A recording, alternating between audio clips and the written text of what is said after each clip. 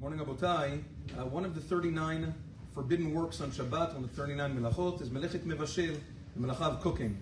Although, if you look in Masechet Shabbat of Ayin Gimal, the Gemara says, where was the primary melechet mevashel in the Mishkan? They used to cook all of the ingredients, all of the herbs for the dyes of the Mishkan. And yet, the Mishnah refers to this melacha as melechet ofeh, the melacha of baking. Even though technically it was more cooking than baking, but really baking is included in cooking and frying and grilling. All of these things are part of melechet mevashel, and the reason why the Tana refers to it as baking is because Tana sidura de patnakat.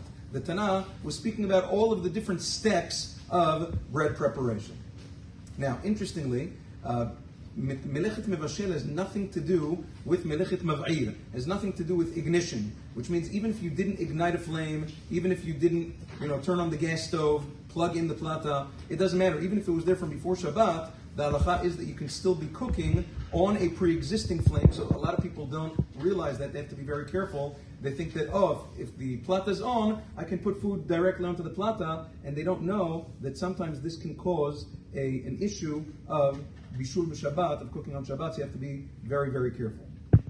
Not only that, we'll speak about that there are some gzerot of Chazal that even because they look like cooking, we'll speak about that in the following days. At what temperature does one transgress the Isur of Mevashel? That the Gemara refers to as Yad Soledet Bo, the temperature at which a person's hand recoils. How hot is that? The Gemara refers to it as a temperature at which the stomach of a baby gets burnt. Poskei Zmanenu will disagree exactly how hot that is. Rav Moshe says it's closer to about 113 Fahrenheit, which is about 45 Celsius.